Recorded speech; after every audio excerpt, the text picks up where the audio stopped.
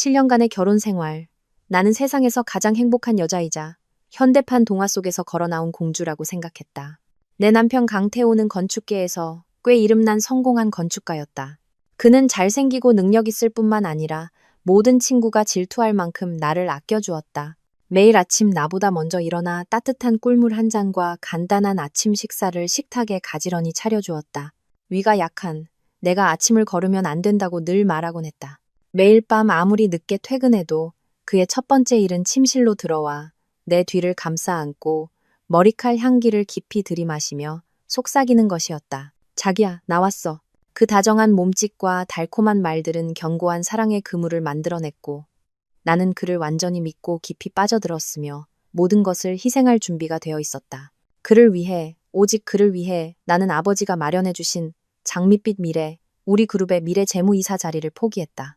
나는 아버지의 뜻을 거역하고 정략 결혼을 거절하며 사랑의 부름을 좇았다. 내 선택이 옳았다는 것을 모두에게 증명하고 싶었다. 돈이나 지위의 압박이 없는 오직 진실한 사랑만이 존재하는 소박한 가정을 내 손으로 만들고 싶었다. 그리고 나는 해냈다. 나는 온전히 헌신하는 전업주부가 되었다. 우리의 펜트하우스는 텅 비었던 공간에서 내가 정성껏 가꾼 진정한 보금자리로 변모했다. 집안 구석구석에는 나의 세심한 손길이 닿아 있었다. 매일 새로 갈아 끼우는 향기로운 백합 꽃병부터 태호가 좋아하는 반찬들로 가득한 푸짐한 저녁상까지. 나는 그의 사소한 취향 하나하나를 모두 외우고 있었다. 아침에 시럽 없는 아메리카노를 마시는 것부터 책을 읽을 때 허리 밑에 부드러운 쿠션을 받쳐야 하는 것까지 내 삶은 그를 중심으로 돌아갔다. 나의 기쁨은 힘든 하루 일과를 마치고 집에 돌아온 그의 만족스러운 미소를 보는 것이었다.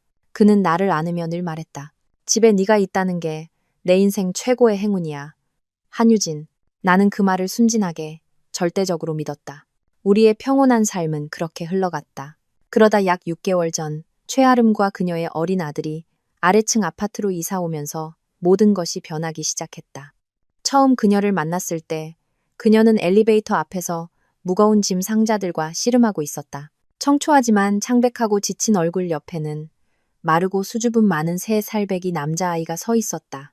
나는 망설임 없이 도움의 손길을 내밀었다. 그녀는 남편과 이혼하고 홀로 아이를 데리고 성공하기 위해 서울로 상경한 싱글맘이라고 했다. 그녀의 안타까운 사연은 내 마음속 연민을 자극했다. 그날 이후 나는 자주 그녀의 집을 오가며 모자를 도왔다. 그녀의 아들 민준이에게 과자를 주기도 하고 음식을 좀 더 만들어 두 모자에게 가져다 주기도 했다. 나는 그녀를 아무런 경계심 없이 친한 동생처럼, 친구처럼 여겼다.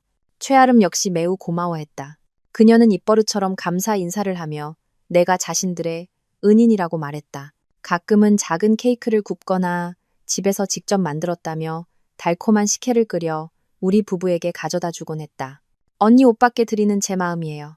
태호는 처음에는 별 관심이 없었지만 최아름이 음식을 가져다 줄 때 우연히 집에 있던 그를 만나게 되면서 그녀는 그에 대한 존경심을 노골적으로 드러내기 시작했다. 와, 강 건축가님은 역시 다르시네요. 두 분 집 인테리어만 봐도 수준이 느껴져요. 혹은 태호 오빠처럼 능력 있는 분과 결혼한 유진 언니는 정말 복받았어요. 그런 듣기 좋은 칭찬을 싫어할 남자가 어디 있겠는가. 태호는 그 불쌍한 이웃에게 조금씩 관심을 보이기 시작했다. 가끔 그녀 집에 새는 수도꼭지를 고쳐주거나 새로 산 책장을 조립하는 방법을 알려주기도 했다. 모든 것은 내 눈앞에서 아주 자연스럽게 일어났고 나는 한치의 의심도 하지 않았다. 오히려 내 남편이 친절하고 의협심 있는 남자라는 사실에 기쁨을 느꼈다. 내가 너무 어리석고 눈이 멀어 나의 친절이 늑대를 집안으로 끌어들이는 길을 열어주었다는 것을 깨닫지 못했다. 사소한 변화들이 나타나기 시작했다. 태호는 집에 늦게 들어오기 시작했다. 이유는 항상 새 프로젝트가 막바지 단계라 바쁘다거나 클라이언트와 회의를 해야 한다는 것이었다. 그의 전화통화도 잦아졌고 그는 주로 자기가 쉬는데 방해될까 봐라며 베란다로 나가 전화를 받았다. 한 번은 우연히 그의 휴대폰 화면에 아는 동생이라는 이름으로 저장된 사람에게서 온 카카오톡 메시지를 보았다. 오빠, 집에 도착했어요? 저랑 민준이가 많이 보고 싶어 해요. 내가 묻자 그는 손사래를 쳤다. 회사 인턴인데 오빠처럼 잘 따른다며 안부를 묻는 것뿐이라고 했다. 그는 오히려 내가 쓸데없는 질투를 한다며 웃으며 타일렀다. 나는 믿었다. 내가 너무 예민하다고 자책했다. 남편을 절대적으로 믿어야 한다고 스스로에게 다짐했다. 심지어 그를 의심한 것에 대해 미안한 마음까지 들었다. 그의 정교한 연기는 신의 경지에 이르러 7년 동안 한 침대를 쓴 아내인 나를 자신의 이야기 속 바보로 만들어버렸다. 그리고 운명의 그날이 왔다.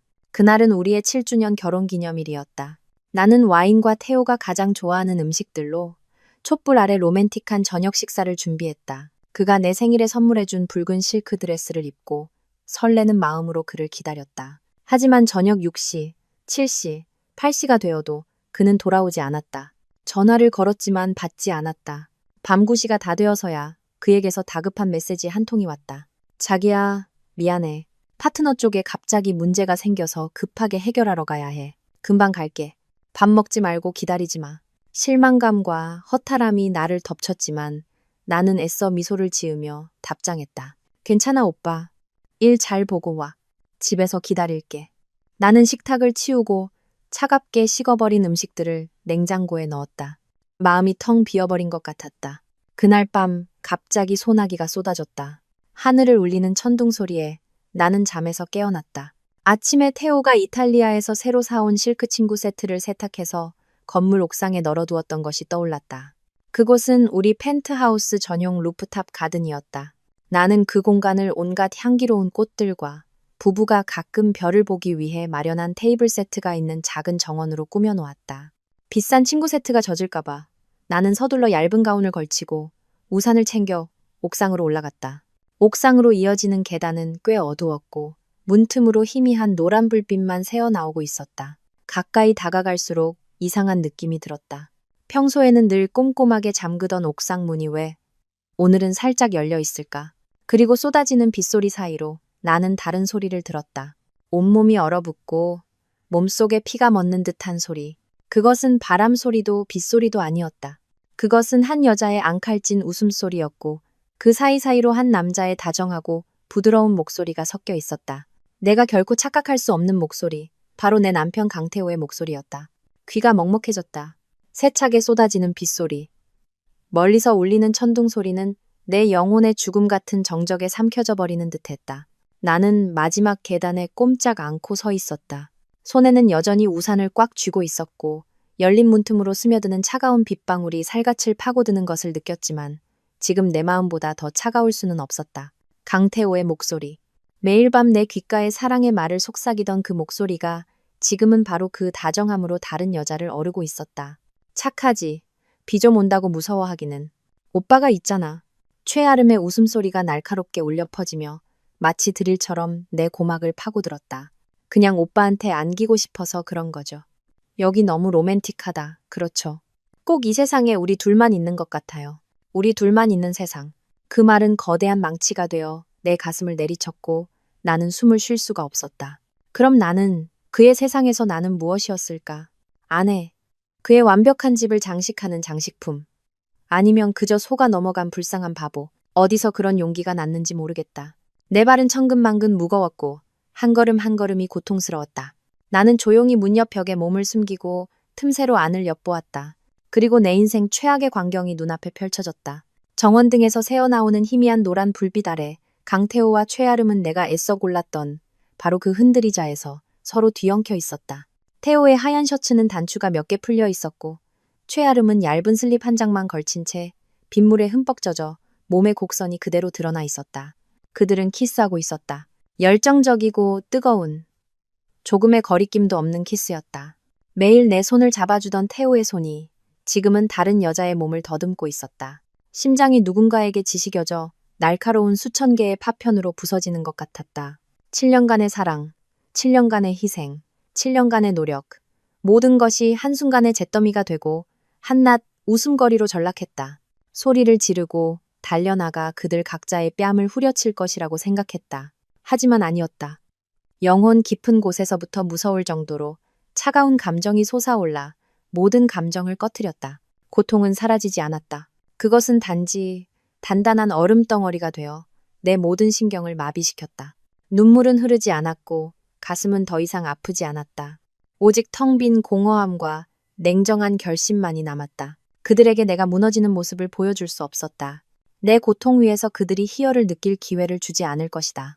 나는 소리 없이 한 걸음 한 걸음 뒤로 물러났다.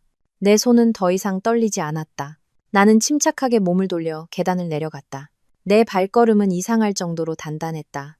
나는 펜트하우스로 돌아와 문을 닫았다. 고요한 공간 속에서 벽시계의 째깍거리는 소리만이 들려왔다. 나는 집 안에서 옥상으로 통하는 무거운 철문으로 곧장 걸어갔다.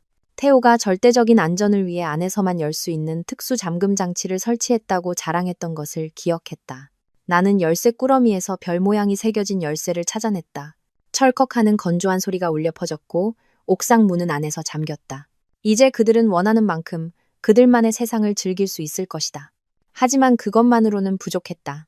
나는 거실 구석에 있는 집 전체의 차단기로 다가갔다. 거실, 침실, 주방, 그리고 마지막으로 총괄이라고 적힌 유난히 큰 빨간색 스위치. 나는 망설임 없이 그것을 힘껏 내렸다. 퍽! 하는 소리와 함께 집 전체가 어둠과 절대적인 침묵에 잠겼다. 창밖 도시에 희미한 불빛이 들어와 기이한 그림자들을 만들어냈다. 나는 어둠 속에 서서 귀를 기울였다. 갑자기 불이 꺼지고 갇혔다는 사실을 깨달았을 때 옥상 위 그들의 당황한 얼굴을 상상할 수 있었다. 하지만 더 이상 신경 쓰지 않았다. 그들은 그래도 싸다. 나는 손전등도 켜지 않고 침실로 들어갔다. 어둠이 마치 나의 가장 좋은 친구인 양 느껴졌다. 나는 옷장을 열고 가장 큰 캐리어를 꺼냈다. 내 옷을 챙기지 않았다. 대신 서랍을 열어내 개인 명의의 예금 통장, 어머니께서 예물로 주신 다이아몬드 주얼리 세트, 여권, 그리고 모든 신분 증명서를 꺼냈다. 그러고 나서 태호의 책상으로 가 내 생일이 비밀번호인 미니 금고를 열었다. 안에는 약간의 외화와 집 문서, 차등록증 등 모든 서류가 들어있었다. 나는 하나도 남김없이 전부 꺼냈다. 이것들은 모두 원래 내 명의로 된 부모님께서 결혼 전에 주신 재산이었다. 태호는 안전하게 보관하자며 자신의 금고에 넣자고 나를 설득했었다. 이제야 그 안전이 무슨 의미였는지 알 것 같았다. 나는 모든 것을 별도의 가방에 넣어 캐리어에 조심스럽게 넣었다. 그가 사준 것은 단 하나도 챙기지 않았다. 배신자의 기념품 따위는 엮이고 싶지 않았다. 모든 준비를 마치고 나는 캐리어를 거실로 끌고 나왔다. 선반 위에 놓인 우리 결혼 사진을 흘깃 보았다. 사진 속 내 행복한 미소가 너무나 가식적이고 우스꽝스러워 보였다. 액자를 집어들어 바닥에 내던지려다 멈췄다. 나는 조용히 액자를 벽 쪽으로 돌려놓았다. 나는 아무것도 부수거나 소란을 피우지 않을 것이다. 나는 바람처럼 조용히 떠나 그에게 텅 비고 차가운 집과 그가 스스로 해결해야 할 이 난장판을 남겨줄 것이다. 나는 핸드백을 어깨에 메고 캐리어를 끌고 문으로 향했다. 떠나기 전 잠시 멈췄다. 가방에서 립스틱을 꺼내 현관의 큰 거울에 짧은 한마디를 썼다. 즐거운 시간 보내. 그리고 나는 문을 열고 밖으로 나가 문을 닫았다. 나의 탈출이 시작되었다.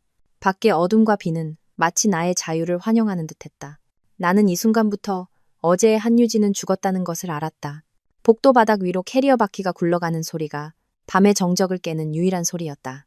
엘리베이터에 올라타 거울에 비친 내 모습을 보았다. 감정의 파동이 전혀 없는 차가운 얼굴의 여자. 매일 보던 상냥하고 늘 미소 짓던 아내의 모습과는 완전히 달랐다. 첫 충격은 지나갔고 내 안에는 무서울 정도의 냉정함이 자리 잡았다. 이제 내 머릿속에는 고통이나 눈물을 위한 자리는 없었다. 오직 다음 단계를 위한 계산만이 남아 있었다. 어디로 가야 할까? 부모님 댁으로? 아니, 아직은 때가 아니다. 실패자의 모습으로. 아버지의 말을 거역하고 비참한 결말을 맞은 딸의 모습으로 그분들 앞에 나타나고 싶지 않았다. 나는 내게 속한 모든 것을 되찾아야 했다. 나를 짓밟은 자들에게 대가를 치르게 해야 했다. 내가 당당하게 고개를 들고 돌아갈 수 있을 때까지 나는 호텔에 머물기로 결정했다. 내 계획을 시작하고 몸을 숨기기에 충분히 고급스럽고 은밀한 곳으로. 택시는 하얀 빗줄기를 가르며 달렸고 한때 나의 보금자리이자 온 세상이었던 고급 주상복합 아파트를 뒤로했다. 이제 그곳은 두 죄인을 가둔 텅 빈 황금 세장에 불과했다. 서울 최고급 5성급 호텔에 체크인하며 나는 서울의 야경이 한눈에 들어오는 가장 높은 층의 스위트룸을 요청했다. 넓고 화려한 방은 정교한 가구와 따뜻한 노란 조명으로 가득했다. 지난 7년간 내가 자발적으로 선택했던 소박하고 폐쇄적인 삶과는 완전히 대조적인 세상이었다. 나는 캐리어를 내려놓고 거대한 통유리 창으로 곧장 다가가 은하수처럼 반짝이는 도시를 내려다보았다. 얼마 만에 느껴보는 감각일까? 진정한 나 자신이 되는 느낌. 진정으로 나에게 속한 세상에서 살아가는 느낌. 나는 핸드백의 비밀칸에 항상 보관해 두었던 새 휴대폰을 꺼냈다. 오래전 세상의 사람들과만 연락하기 위해 사용하던 휴대폰이었다. 주소록에서 한 이름을 찾았다. 김지훈 비서. 지훈은 젊고 똑똑하며 민첩하고 절대적으로 충성스러웠다. 내가 결혼하기 전부터 나를 위해 일했다. 지난 7년간 내가 은퇴해 있었음에도 불구하고 나는 그에게 조용히 월급을 지급해왔다. 바로 오늘 같은 날을 위해서. 벨이 한번 울리자마자 상대방이 전화를 받았다. 지훈의 목소리는 기쁨과 걱정이 뒤섞여 있었다. 팀장님, 드디어 연락 주셨네요. 괜찮으신가요? 그의 익숙한 목소리는 내 마음속 얼음벽을 녹이는 따뜻한 물줄기 같았다. 괜찮아, 지훈 씨. 나는 약간 잠긴 목소리로 대답했다.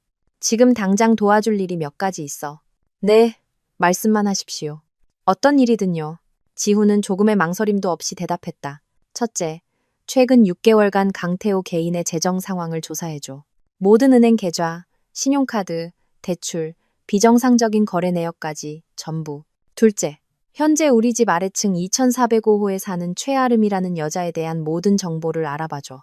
과거, 인간관계, 혼인 상태 등 모든 것. 내일 아침 9시까지 내 책상 위에 상세 보고서가 올라와 있었으면 해. 네, 알겠습니다. 바로 처리하겠습니다. 지훈은 프로답게 대답했다. 그는 이유를 묻지도 궁금해하지도 않았다. 그것이 내가 항상 지훈을 신뢰하는 이유였다. 그리고 지훈 씨, 나는 덧붙였다. 내일 아침 8시에 박영철 변호사님과 함께 여기로 와줘. 그분께는 한만석 회장님 따님이 급히 뵙고 싶어 한다고 전해. 그룹의 박영철 변호사님 말씀이십니까? 지훈이 약간 놀란 듯 물었다. 맞아. 나는 확신에 차말했다. 그렇게만 말하면 그분도 알아들으실 거야. 전화를 끊고 나는 긴 한숨을 내쉬었다. 기계는 작동하기 시작했다. 박영철 변호사님은 우리 그룹의 수석 변호사이자 재계의 노련한 여우로 불리는 분이었다. 아버지와 함께 수많은 풍파를 헤쳐오신 분. 그는 단순한 변호사가 아니라 내가 전적으로 신뢰할 수 있는 삼촌 같은 분이자 신복이었다. 아버지를 떠올리니 가슴속에 씁쓸함이 밀려왔다. 내가 모든 것을 포기하고 태호에게 가기로 결심했던 날이 생각났다. 항상 엄격하시면서도 나를 무조건적으로 사랑해 주셨던 아버지는 실망 가득한 눈빛으로 나를 바라보셨다. 유진아, 아빠는 네가 사랑하는 걸 막지 않아. 하지만 사랑이 전부는 될 수 없다. 강태호 그놈. 눈빛의 야망이 너무 커. 그가 너에게 오는 게 단순히 사랑 때문만은 아닐까봐 걱정이다. 넌 비단호 속에서 살아왔는데 평범한 삶을 견딜 수 있겠니? 아빠는 네가 고생할까봐 두렵다. 그때 나는 어렸고 장밋빛 사랑을 믿었다. 나는 아버지께 반박했다. 돈은 필요 없다고. 그의 사랑만 있으면 된다고. 제 선택이 옳았다는 걸 아빠께 증명해 보이겠다고. 그리고 나는 집을 나왔다. 지난 7년간 나는 가족과 거의 연락을 끊었다. 가끔 어머니께 전화해 아주 잘 살고 행복하다고 거짓말을 했다.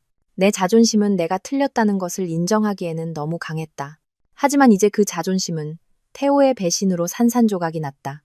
아버지가 옳았다. 그분은 처음부터 태호의 본질을 꿰뚫어 보셨다. 후회와 죄책감이 내 마음을 채웠다. 나는 부모님 마음을 너무 아프게 했다. 하지만 지금은 약해질 때가 아니라고 스스로에게 다짐했다. 나는 강해져야 했다. 모든 것을 되찾아야 했다. 나 자신뿐만 아니라 우리 가문의 명예를 위해서.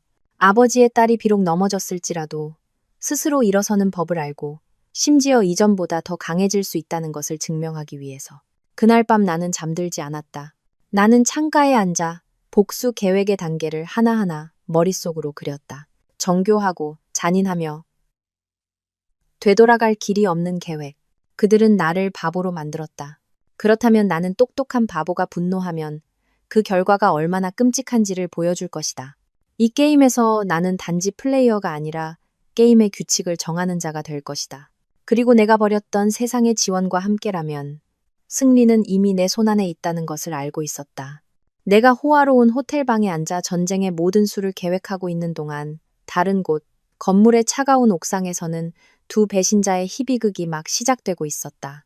나는 마치 슬로우 모션 영화를 보듯 그 광경을 생생하게 상상할 수 있었다. 펜트하우스의 불이 꺼지고 태호의 블루투스 스피커에서 흘러나오던 감미로운 음악이 멎었을 때 그들은 분명 그것이 건물 전체의 단순한 정전사고라고 생각했을 것이다. 어머, 정전인가 봐요, 오빠. 최아름은 아마 애교 섞인 목소리로 말하며 보호를 구하듯 태호를 더 꽉 껴안았을 것이다. 산 전수전 다 겪은 남자의 자신감으로 태호는 아마 웃으며 그녀를 안심시켰을 것이다. 괜찮아, 자기야. 금방 다시 들어올 거야. 오히려 더 로맨틱하지 않아? 어둠 속에서 비와 도시를 감상하는 거지. 그들은 아마도 그 죄 많은 낭만을 몇 분 더 즐겼을 것이다. 그것이 마지막 평화로운 순간이라는 것을 전혀 알지 못한 채. 하지만 5분, 10분, 30분이 지나도 전기는 들어오지 않았고 빗줄기는 점점 거세졌으며 추위가 살갗을 파고들기 시작했다. 최아름의 얇은 슬립은 살을 내는 추위를 막아줄 수 없었다. 그녀는 몸을 떨며 투덜거리기 시작했다. 너무 추워요, 오빠. 왜 이렇게 전기가 안 들어오죠? 그냥 내려가요. 그때서야 태호는 무언가 잘못되었다는 것을 깨닫기 시작했다.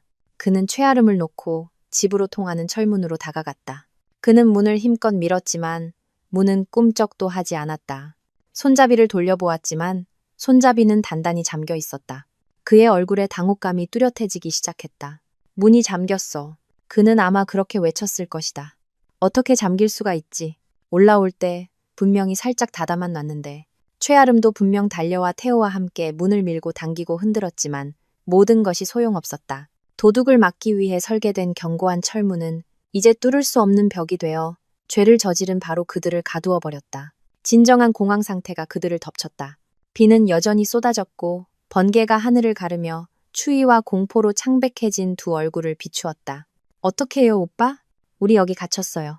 최아름은 울기 시작했다. 아까의 유혹적인 모습은 온데간데 없고 약하고 비참한 여자만이 남아 있었다. 공황에 빠진 태호는 아마 내 이름을 외쳤을 것이다. 유진아, 안에 있어? 문 좀 열어줘. 유진아. 하지만 그에게 돌아온 것은 빗소리와 아파트에서 들려오는 무서운 침묵뿐이었다. 그는 온 힘을 다해 문을 부수기 시작했다. 어깨로 부딪히고 발로 찼지만 문은 그의 무력함을 비웃듯 끄떡도 하지 않았다. 지치고 절망한 그들은 구석진 곳에 웅크리고 앉아 서로를 껴안아 온기를 나눌 수밖에 없었다. 하지만 그 온기는 마음속에서 차오르는 죄책감과 공포의 냉기를 몰아낼 수 없었다. 그들은 어둠 속에서, 비 속에서 거의 3시간 동안 갇혀 있었다. 그러다 희미한 희망의 빛이 보였다. 태호는 건물 공용 비상계단으로 통하는 비상구를 문득 떠올렸다. 그와 최아름은 서둘러 그곳으로 달려갔다. 다행히도 그 문은 잠겨 있지 않았다. 그들은 물에 빠진 사람이 지푸라기라도 잡는 심정으로 서둘러 문을 열고 뛰쳐나갔다. 그들은 비틀거리며 비상계단을 내려갔고 흠뻑 젖은 몸은 덜덜 떨렸다. 25층에 도착해 우리 집 문 앞에 섰을 때 태호는 서둘러 열쇠를 꽂았다. 문은 열렸지만 안은 여전히 캄캄하고 싸늘한 공간이었다. 그는 더듬거리며 불을 켜려고 스위치를 눌렀다. 아무 일도 일어나지 않았다. 그는 건물 전체가 정전된 것이 아니라 오직 자신의 집만 전기가 나갔다는 것을 깨달았다. 불길한 예감이 등골을 스쳤다. 그는 서둘러 차단기로 갔다. 빨간색 총괄 스위치는 OFF르나 위치에 있었다. 그는 그것을 올렸다. 거실 불이 환하게 켜지며 태호와 최아름을 아연실색하게 만드는 광경을 비추었다. 평소처럼 단정하고 따뜻했던 집은 이제 이상할 정도로 텅 비고 싸늘했다. 선반 위의 결혼사진은 벽을 향해 뒤집혀 있었고 현관의 큰 거울에는 선명한 붉은 립스틱으로 쓴 글씨가 보였다. 즐거운 시간 보내. 유진이 어딨어? 태호는 소리치며 침실로 달려 들어갔다. 방은 텅 비어 있었다. 옷장은 활짝 열려 있었지만 그의 옷만 남아 있었다. 내 보석함은 텅 비어 있었다. 미니 금고는 열려 있었고 안에는 종이 한 장 남아 있지 않았다. 내 모든 흔적은 지워진 듯했다. 오직 은은한 백합 향기만이 공기 중에 남아 있을 뿐. 그 여자가 갔어. 모든 걸 알아버렸어. 태호는 아마 바닥에 주저앉아 흠뻑 젖은 머리를 두 손으로 쥐어뜯었을 것이다. 공황, 공포, 그리고 속았다는 분노까지 모든 혼란스러운 감정이 그 안에서 폭발했다. 최아름은 방문 앞에 서서 창백한 얼굴로 서 있었다. 어떻게 해요, 오빠? 그 여자가 다 알았어요. 우리를 가만두지 않을 거예요. 그 여자 그렇게 부자인데 그 집안이. 닥쳐. 태호는 그녀의 말을 끊으며 소리쳤다. 그는 일어나 방 안을 우리에 갇힌 짐승처럼 서성거렸다. 아니, 이대로 모든 게 탄로나게 둘 순 없어. 그는 계산하기 시작했다. 그냥 화나서 나간 걸 거야. 친구 집에 가 있겠지. 그래. 그는 스스로를 안심시켰다. 지금 해야 할 일은 피해자 연기를 하는 거야. 그는 최아름을 돌아보았다. 그의 눈빛은 이미 날카롭고 계산적으로 변해 있었다. 잘 들어. 지금부터 넌 걱정 많은 착한 이웃 역할을 완벽하게 해내야 해. 그리고 나는 아내에게 말 한마디 없이 버림받은 불쌍한 남편이 될 거야. 우리는 그 여자보다 한 발 앞서야 해. 모든 사람이 그 여자가 잘못했다고 믿게 만들어야 한다고. 그렇게 그들의 두 번째 연극이 시작되었다. 태호는 휴대폰을 들고 내 친한 친구들에게 전화를 걸기 시작했다. 걱정과 고통으로 가득 찬 목소리로. 내가 갑자기 변덕을 부리고 이유 없이 화를 내며 집을 나갔다는 이야기를 꾸며냈다. 피해자들의 연극은 완벽하게 연출되었지만 그 연극의 유일한 관객인 내가 아주 먼 곳에서 태연하게 모든 것을 지켜보며 그들이 상상조차 할 수 없는 반격을 준비하고 있다는 사실을 그들은 까맣게 몰랐다. 다음 날 아침, 새날의 첫 햇살이 호화로운 스위트룸을 비출 때 나는 초인종 소리에 잠이 깼다. 김지훈 비서와 박영철 변호사님이 약속대로 도착했다. 나는 서둘러 실크 목욕 가운을 걸치고 문을 열었다. 지훈이 고개를 숙여 인사하며 한 손에는 두꺼운 서류 가방을, 다른 한 손에는 따뜻한 아침 식사가 담긴 봉투를 들고 있었다. 그의 뒤에는 박 변호사님이 서 계셨다. 쉰을 훌쩍 넘긴 나이에 머리는 희끗했지만 두 눈은 여전히 총명하고 날카로웠으며 두뇌 싸움에 익숙한 사람의 위엄이 풍겼다. 유진 아가씨. 그는 따뜻한 목소리로 말했고 그의 눈빛에는 윗사람으로서의 진심 어린 걱정이 담겨 있었다. 지훈이한테 대강 얘기는 들었네. 고생이 많았겠어. 그의 존재와 말은 내 마음을 단단하게 해주는 안정제 같았다. 들어오세요, 변호사님. 지훈 씨. 나는 그들을 거실의 큰 소파로 안내했다. 지훈이 아침 식사를 차리는 동안 박 변호사님은 1초도 낭비하지 않았다. 그는 바로 본론으로 들어갔다. 나한테 모든 일을 다 얘기해주게. 자세할수록 좋아. 나는 심호흡을 하고 지난 7년간의 이야기를 시작했다.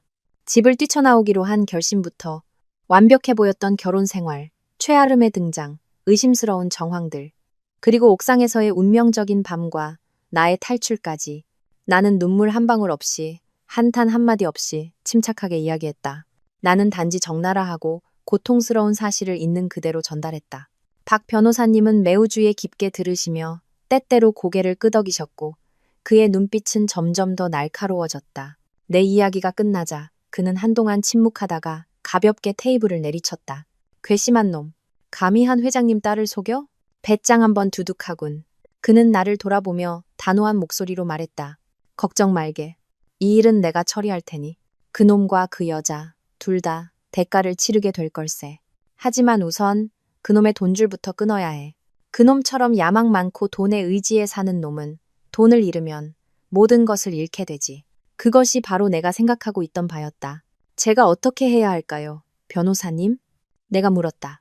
박 변호사님은 지훈이 막 타온 차를 한 모금 마시고는 천천히 말했다. 집과 차는 모두 아가씨 명의의 혼전재산이니 그놈이 손댈 권리가 없어. 문제는 은행 계좌와 신용카드지. 내 기억이 맞다면 아가씨가 그놈에게 한도 없는 국제은행의 블랙카드 가족카드를 발급해줬지? 네, 맞아요. 나는 고개를 끄덕였다. 그것이 나의 가장 큰 실수였다. 절대적인 신뢰의 표현이었지만 처참하게 이용당했다. 첫 번째로 할 일은 박 변호사님이 말했다. 즉시 그 은행 지점장에게 전화해서 강태호 이름으로 된 모든 가족카드를 정지시켜달라고 요청하게. 주카드 소유자이자 그들의 VIP 고객으로서 아가씨의 요청은 즉시 처리될 걸세. 그리고 두 사람이 함께 사용하는 공동 계좌도 잠가버리게. 나는 즉시 그의 말대로 했다. 나는 꽤 친분이 있던 프랑스인 데이비드 지점장님께 전화를 걸었다. 내가 간단히 상황을 설명하자 그는 많이 묻지 않고 어눌한 한국말로 한마디 했다. 알겠습니다, 한유진 고객님. 5분 안에 모든 것이 처리될 겁니다. 과연 몇 분 후 내 휴대폰으로 은행 알림이 왔다.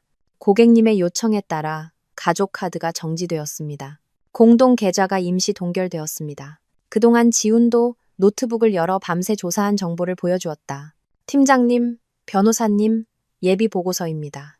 그는 화면을 우리 쪽으로 돌렸다. 최근 6개월간 강태호는 공동 계좌에서 총 700만 원에 가까운 거액의 현금을 불분명한 이유로 인출했습니다. 가족 신용카드로는 500만 원 이상을 사용했으며 주로 명품 가방, 시계, 주얼리 등 사치품 구매와 5성급 리조트 숙박에 쓰였습니다.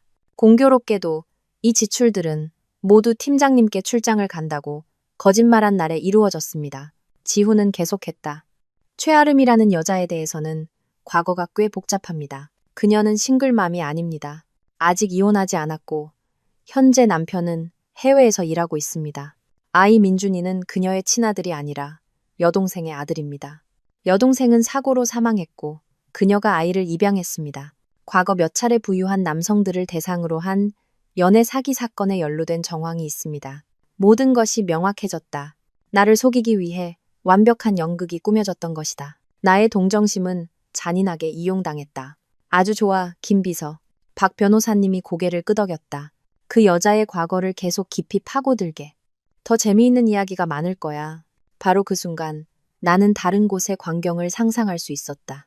아마도 강태호는 끔찍했던 옥상에서의 밤을 보상해주기 위해 최아름을 데리고 쇼핑을 갔을 것이다.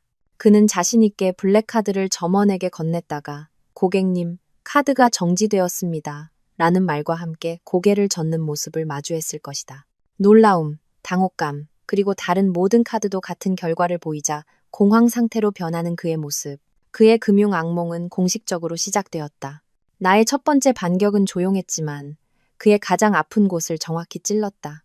나는 돈이 없으면 무능하지만 야망만 가득한 강태호의 본성이 곧 드러날 것이라는 것을 알았다. 그리고 그와 최아름의 돈으로 맺어진 관계 또한 빠르게 금이 갈 것이다. 나는 커피를 한 모금 마셨다. 쓴맛이 더 이상 불쾌하지 않고 오히려 통쾌함에 달콤함이 느껴졌다. 게임은 이제 막 시작되었지만 나는 첫 라운드에서 매우 멋지게 승리했다는 것을 알았다. 다음 며칠은 이상할 정도로 조용하게 지나갔다. 나는 호텔에 머물며 지훈, 박 변호사님과 함께 더 많은 증거를 수집하고 다가올 법적 싸움을 위한 전략을 세웠다. 강태호와의 연락은 완전히 차단했다. 그는 아마 내가 남긴 재정적인 혼란 속에서 미친 듯이 발버둥 치고 있을 것이다. 그의 성격상 쉽게 포기하지 않을 것을 안다. 분명 나에게 연락할 모든 방법을 찾고 있을 것이다. 하지만 내 새 휴대폰은 완전히 다른 세상이었다. 그가 결코 닿을 수 없는 세상. 이 침묵이야말로 가장 효과적인 심리적 고문이었다. 그것은 그를 불안과 공포 속에서 살게 하며 나의 다음 행보가 무엇일지 전혀 예측할 수 없게 만들었다. 그동안 지훈의 팀은 매우 효율적으로 움직였다. 그는 최고의 인맥을 동원하고 전문 사설 탐정 회사까지 고용하여 태호와 아름의 삶 구석구석을 파고들었다. 그리고 그들이 찾아낸 것은 내가 상상했던 것보다 훨씬 더 끔찍했다. 어느 날 오후, 지훈은 정성껏 제본된 두꺼운 서류 파일을 내게 가져왔다. 팀장님, 최종 보고서입니다. 그는 약간 심각한 표정으로 말했다. 이 안에 있는 정보들은 마음의 준비를 하시는 게 좋을 것 같습니다. 내 마음속에 불길한 예감이 스쳤다. 나는 파일을 열었다. 첫 페이지는 거미줄처럼 얽히고 설킨 최아름의 복잡한 인간관계 도표였다. 하지만 나를 아연실색하게 만든 것은 최아름과 굵은 선으로 연결된 채 빨갛게 동그라미 쳐진 익숙한 이름이었다. 강태호. 그리고 그의 이름 옆에는 내가 생각했던 연인이라는 단어가 아니라 사업 파트너라고 적혀 있었다. 나는 서둘러 다음 페이지를 넘겼다. 그것은 두 사람 사이에 체결된 협력 계약서 사본이었다. 최아름이 우리 건물로 이사 오기 1년도 더 전에 서명된 것이었다. 계약서의 내용은 매우 명확했다. 최아름은 갑 강태호의 아내 한유진에게 접근하여 감정적 관계를 형성할 책임이 있다. 최종 목표는 한유진이 이혼을 요구하게 만들거나 한유진의 외도 증거를 만들어 갑에게 유리한 방향으로 이혼을 진행하는 것이다. 성공 시 갑이 이혼 후 분할받는 총 재산 가치의 10%를 받는다. 온몸이 떨렸다. 손에 든 종이는 천근만근의 무게로 느껴졌다.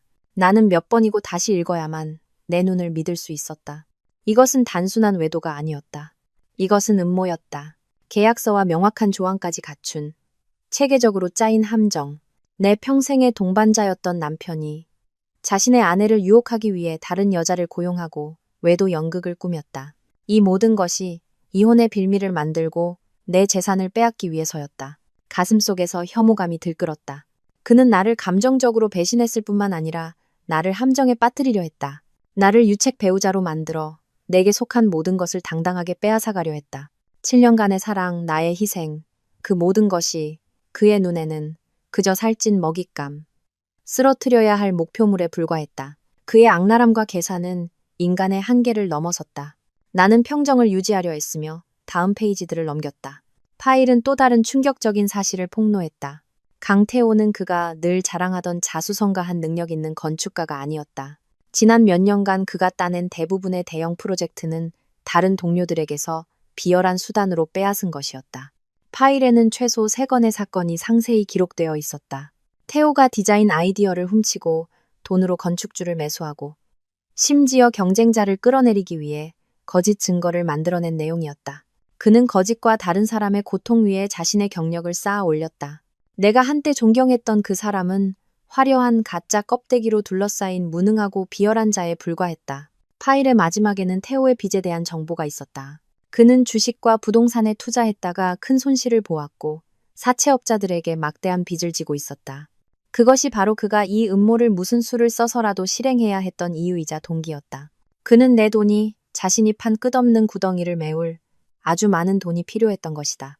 나는 파일을 덮었다. 온몸에 힘이 빠지는 것 같았다. 진실은 너무나 잔인하고 가혹했다.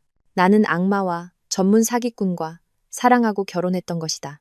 그에 대한, 우리 결혼 생활에 대한 모든 아름다운 기억은 이제 더럽고 거짓된 것이 되어버렸다. 지훈이 옆에서 걱정스럽게 물었다. 팀장님, 괜찮으세요?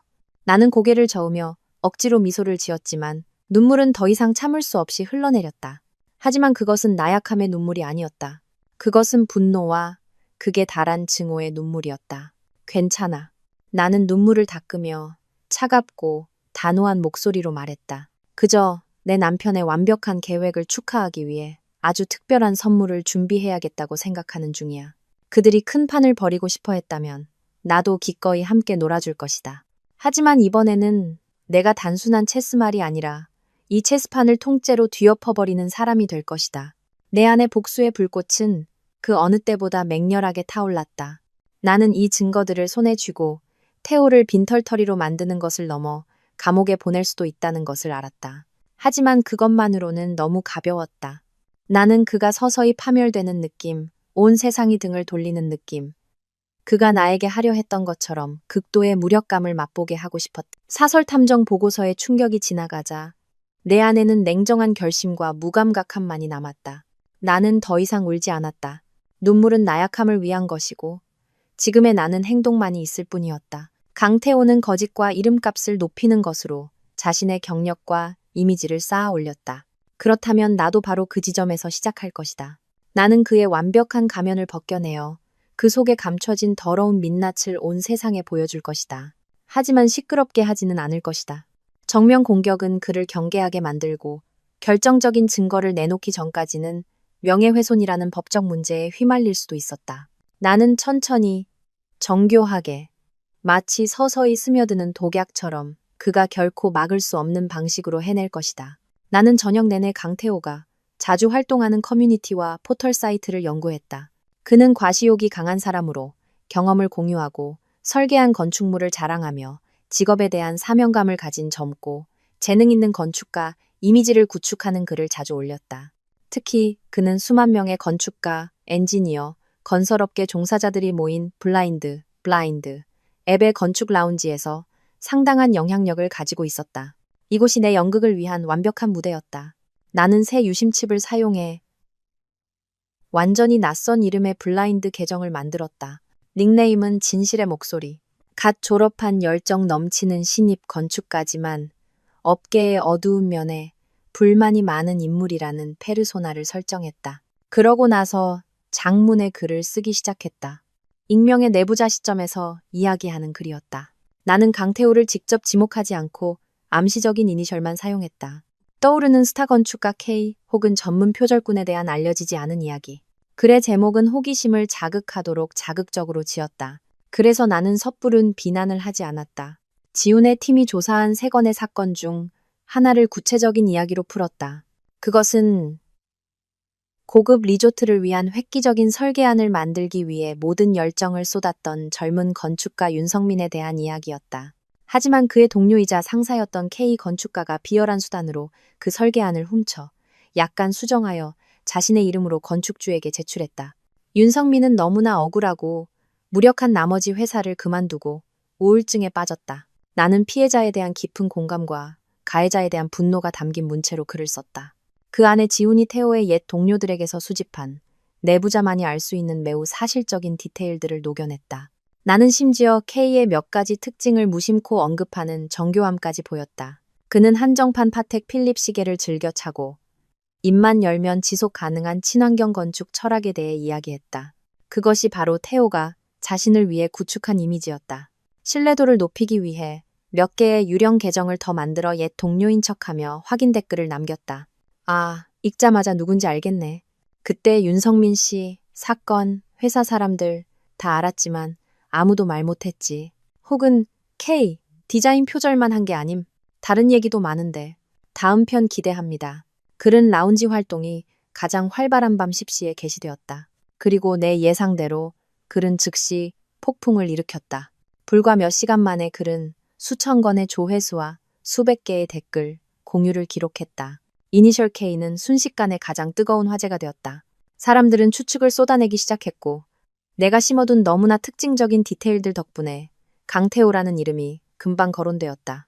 처음에는 몇몇 사람들이 그를 옹호하며 헛소문이라고 누군가 그의 명예를 깎아내리려는 것이라고 주장했다. 하지만 그때 예상치 못한 일이 일어났다. 윤쌍민이라는 실명의 계정이 짧지만 무게 있는 댓글을 남겼다. 이 글에 쓰인 모든 것은 사실입니다. 용기 내어 말해주셔서 감사합니다. 그가 바로 이야기 속 실제 피해자 윤성민이었다. 아마도 수년간의 침묵 끝에 자신의 이야기가 드러나는 것을 보고 더 이상 참을 수 없었던 모양이다. 그의 댓글은 결정적인 망치가 되어 모든 의심을 부숴버렸다. 강태호를 향한 비난의 물결은 그 어느 때보다 거세졌다. 나는 호텔방에 앉아 노트북 화면으로 모든 것을 지켜보았다. 나는 지금 태호의 얼굴을 상상할 수 있었다. 그는 분명 미쳐 날뛰고 있을 것이다. 자신을 비방하는 것에 대한 분노와 자신의 더러운 과거가 들춰진 것에 대한 공포. 그는 게시글을 삭제하기 위해 앱 관리자에게 연락을 시도할 것이다. 하지만 내가 그 상황까지 대비해 두었다는 것을 그는 몰랐다. 나는 이미 건축 건설 분야를 전문으로 다루는 몇몇 기자 친구들에게 게시글을 보내두었다. 다음 날 아침 몇몇 소규모 인터넷 뉴스 매체들이 더 자극적인 제목으로 그 이야기를 기사화하기 시작했다. 건축계 뒤흔든 표절 의혹, 스타 건축가 K의 두 얼굴, 재능인가, 더러운 언론 플레이의 산물인가, 자업자득이었다. 태호가 가장 중요하게 여기던 명성이 바로 그의 수법에 의해 무너지고 있었다. 업계에서의 그의 신뢰도는 흔들리기 시작했다. 고객들과 파트너들은 분명 의문을 제기하기 시작할 것이다. 나의 첫 공격은 명중했지만 이것은 단지 전체 요리에 불과했다. 메인 디시는 아직 나오지 않았다. 궁지에 몰린 태호와 최아름이 가만히 있지 않을 것을 알았다. 그들은 분명 반격에 나설 것이다. 그리고 나는 그것을 기다리고 있었다. 건축 커뮤니티의 폭풍이 채 가라앉기도 전에 내가 예상치 못한 방향에서 더 거세고 적나라한 또 다른 폭풍이 몰아닥쳤다. 강태호가 언론 위기에 대처하고 파트너들에게 해명하며 불리한 게시물을 삭제하느라 정신없는 동안 그의 연인이자 공범인 최아름은 더할 나위 없이 어리석은 수를 두었다. 아마도 돈줄이 끊기고 태호가 무너질 위기에 처하자 그녀의 공황 상태와 탐욕스러운 본성이 고개를 든 것 같았다. 그녀는 스스로 행동에 나서 자신만의 살기를 찾아야겠다고 결심했다. 그리고 그녀가 목표로 삼은 것은 바로 우리 가족이었다. 그녀는 내 집안의 배경을 전혀 몰랐다. 그녀의 눈에 나는 그저 가족과 연을 끄는 몰락한 부잣집 딸일 뿐이었다. 하지만 태호의 푸념을 통해 그녀는 내게 시골에 친척들이 있다는 것을 알았다. 태호가 묘사하기로는 약간의 재산은 있지만 매우 촌스럽고 속이기 쉬운 사람들이었다. 최아름은 그것을 마지막 구명줄로 여겼다. 그녀는 태호가 무심코 흘린 몇 가지 희미한 정보를 통해 내 부모님 댁 주소를 알아냈다. 그곳은 아버지가 도시의 소음을 피해 휴식을 취하기 위해 선택한 서울 근교에 위치한 고풍스러운 프랑스식 저택이었다. 최아름은 자신의 얕은 생각으로 그곳이 그저 벼락부자가 된 시골 가족의 조금 큰 전원주택일 뿐이라고 판단했다. 그녀는 그곳에 가서 행패를 부리기로 결심했다. 그들의 조카딸에게 남편을 빼앗긴 불쌍한 피해자 연기를 하여 보상금을 뜯어낼 속셈이었다. 그녀는 자신의 연극을 위해 철저히 준비했다. 낡고 색이 바랜 옷을 입고 화장기 없는 얼굴은 초췌하고 헬쑥해 보였다. 그녀는 심지어 늘 도구로 사용하던 조카 민준이까지 데리고 갔다. 어느 화창한 아침, 어머니께서 정원에서 귀한 호접란을 돌보고 계실 때 최아름이 대문 앞에 나타났다. 그녀는 초인종을 누르지 않고 소리치며 울부짖기 시작했다. 이웃들의 시선을 끌기 위해서였다. 세상에, 여러분, 이리 와서 좀 보세요. 이 집 조카딸이 남의 남편을 뺏고 가정을 파탄냈는데 이제는 쥐구멍에 숨어버렸어요. 아주머니 집에 계세요? 나와서 저랑 얘기 좀 해요. 네, 어머니. 오해란 부회장님은 예리하고 권위 있는 여성이셨다. 평범한 가정주부가 아니었다. 그녀는 그룹의 부회장이자 아버지와 함께 맨손으로 이 제국을 건설한 분이었다. 소란스러운 소리를 듣고 그녀는 그저 미간을 찌푸리며 가정부에게 문을 열라고 손짓했다. 최아름은 문이 열리는 것을 보고 금이라도 발견한 듯 기뻐했다. 그녀는 민준이의 손을 잡고 비틀거리며 마당으로 들어와 어머니 앞에 털썩 무릎을 꿇었다. 눈에는 눈물이 그렁그렁했다. 아주머니, 제발 제 억울함을 풀어주세요. 아주머니 조카, 한유진이 제 남편을, 이 아이의 아빠를 빼앗아 갔어요. 이제는 잠적해서 제 남편을 파멸시키고 저희 모자는 기댈 곳 하나 없게 만들었어요. 아주머니도 같은 여자시잖아요. 저희 모자를 불쌍히 여겨주세요. 그 애한테 제 남편 돌려달라고 말씀 좀 해주세요. 어머니는 아무 말 없이 그녀의 연기를 조용히 지켜보셨다. 그녀의 눈빛은 칼날처럼 날카로워 상대방의 속마음을 꿰뚫어보는 듯했다. 그녀는 정원의 돌 의자에 조용히 앉아 가정부에게 따뜻한 연잎차 한 잔을 가져오라고 손짓했다. 일어나요. 어머니께서 입을 여셨다. 목소리는 차갑지도 뜨겁지도 않았지만 보이지 않는 무게감이 있었다. 우리 집은 손님을 무릎 꿇리는 버릇이 없어서. 내 딸 유진이가 당신 조카라고? 네, 맞아요. 최아름은 자신이 제대로 찾아왔다고 생각하며 서둘러 대답했다. 그 애가 아주머니가 시골에 사는 친척이라고 했어요. 그래. 어머니는 차를 한 모금 마시고는 천천히 찻잔을 내려놓았다. 그럼 당신이 뭔가 착각했나 보군. 한유진은 내 조카가 아니야. 최아름은 얼어붙어 멍한 표정을 지었다. 네? 아니, 라니요? 내 친딸이니까. 어머니가 그녀의 말을 끊었다. 목소리는 여전히 차분했지만 내뱉는 단어 하나하나가 망치 같았다. 한유진은 나와 우리 한진그룹 한만석 회장의 유일한 딸이야. 그런데 당신은 누구길래 감히 여기까지 와서 내 딸을 모함하는 거지? 최아름의 온몸이 돌처럼 굳었다. 그녀의 눈은 휘둥그레졌고 입은 벌어져 아무 말도 하지 못했다. 한진그룹 회장님, 유일한 딸. 그 단어들은 천둥처럼 그녀의 귓가를 울렸다. 도대체 자신이 누구에게 시비를 건 것이란 말인가? 최아름의 넉나간 모습을 보고 어머니는 말을 이었다. 목소리는 몇 단계 더 차가워졌다. 내 딸이 당신 남편을 뺏었다고? 그래서 당신 남편은 누군데? 어디서 일하지? 두 사람의 혼인관계 증명서는 어디 있나? 나한테 보여줄 수 있나? 제 남편은 강태호, 건축가예요. 최아름이 더듬거렸다. 아, 강태호. 어머니가 비웃었다. 비꼬는 웃음이었다. 내 딸이 전 재산을 포기하고 따라 나섰다는 그 보잘것없는 건축가 말인가? 내가 그놈을 모를 리가. 그래서 혼인관계 증명서는 있기는 한가?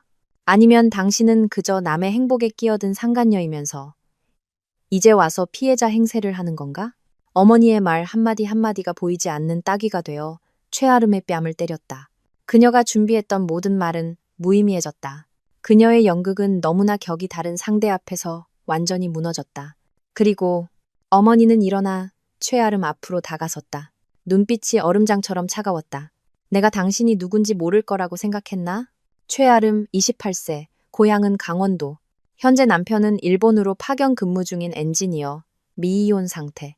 사기 및 재산 편취 혐의로 전과 1범, 집행유예. 맞나? 어머니는 그녀의 신상 정보를 줄줄 읊었다. 그것은 지훈이 조사하여 내가 어머니께 보내드린 정보였다. 최아름은 완전히 무너졌다. 그녀는 바닥에 주저앉아 덜덜 떨며 더 이상 어머니를 똑바로 쳐다보지 못했다. 당신 그 강태호라는 놈과 함께 내 딸을 속일 계획을 세웠지. 우리가 모를 줄 알았나? 어머니는 위험 있는 목소리로 말했다. 선택권을 주지. 첫째, 당장 여기서 꺼져서 다시는 내 딸 앞에 나타나지 마. 둘째, 내가 경찰을 부르지. 당신 전과에 우리가 가진 증거들이면 감옥에서 몇 년을 썩게 될 것 같나. 더 이상 말이 필요 없었다. 궁지에 몰린 쥐처럼 최아름은 황급히 일어나 겁에 질려 울부짖는 민준이의 손을 잡고 비틀거리며 대문 밖으로 뛰쳐나갔다. 그녀는 귀신에 쫓기는 사람처럼 뒤도 돌아보지 않고 달아났다. 그녀의 연극은 더할 나위 없이 비참하게 막을 내렸다. 어머니는 그녀의 뒷모습을 지켜보며 서 계셨다. 눈에는 한 점의 동정심도 없었다. 그녀는 휴대폰을 꺼내 그룹의 보안팀장에게 전화를 걸었다. 경비 인원 2명을 추가로 배치해. 이제부터 낯선 사람은 누구도 이 근처에 얼씬거리지 못하게 해. 특히 최아름이라는 여자는 어머니께서 직접 나서셨다. 그리고 나는 어머니가 나서시면 적에게는 파멸이라는 단 하나의 길만이 남는다는 것을 알았다. 내 부모님 댁에서 벌어진 최아름의 참패는 그녀와 강태호의 범죄 동맹에 강력한 타격을 입혔다. 최아름은 내 진짜 신분을 알게 된 후 완전히 무너져 공포에 떨었다. 그녀는 더 이상 어떤 수작도 부릴 엄두를 내지 못하고 언젠가 경찰이 들이닥칠까 두려워하며 숨어 지냈다. 그녀와 태호의 관계도 산산조각 났다. 격렬한 말다툼이 벌어졌다. 최아름은 태호가 자신을 속였다고, 자신들이 감당할 수 없는 거대한 세력과의 싸움에 자신을 끌어들였다고 비난했다. 태호는 최아름이 멍청하게 생각 없이 행동해서 모든 일을 더 악화시켰다고 탓했다. 거짓과 계산으로 쌓아올린 그들의 사랑은 풍랑 앞에서 비눗방울처럼 허무하게 터져버렸다. 한편 강태호는 정말로 궁지에 몰리고 있었다. 건축 커뮤니티를 휩쓴 언론의 폭풍은 멈추지 않았다. 업계에서의 그의 신뢰는 심각하게 훼손되었다. 파트너들은 줄줄이 계약을 취소했고 프로젝트는 중단되었으며 나에게서 오던 자금은 끊겼다. 사채빚의 상환일이 다가왔다. 험악한 인상의 조폭들이 그의 회사와 집 앞에서 빚 독촉을 하며 어슬렁거리기 시작했다. 일, 돈, 애정, 그리고 우리 가족의 힘에 대한 공포까지. 모든 방향에서 오는 압박은 태호를 광기의 벼랑 끝으로 내몰았다. 그는 먹지도 자지도 못하며 심하게 체중이 줄었고 예전에 세련되고 자신감 넘치던 모습은 사라졌다. 대신 초췌하고 헬쑥한 모습에 걱정과 불면으로 항상 충혈된 눈을 하고 있었다.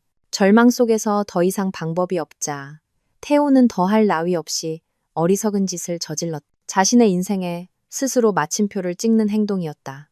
그는 4명의로 된 가장 큰 자산 중 하나가 강남구에 있는 땅이라는 것을 알고 있었다. 아버지가 내게 예물로 주신 수백억 원 가치의 황금 땅이었다. 그는 내 서명을 위조하여 그 땅을 팔아버리려는 미친 생각을 했다. 그 돈만 손에 넣으면 모든 빚을 갚고 멀리 도망쳐 다른 곳에서 새로운 삶을 시작할 수 있을 거라고 생각했다. 그는 내 서명을 수없이 연습했다. 7년간 함께 살면서 내 필체에 너무나 익숙해져 있었다. 아무도 알아볼 수 없는 완벽한 위조 서명을 만들 수 있다고 자신했다.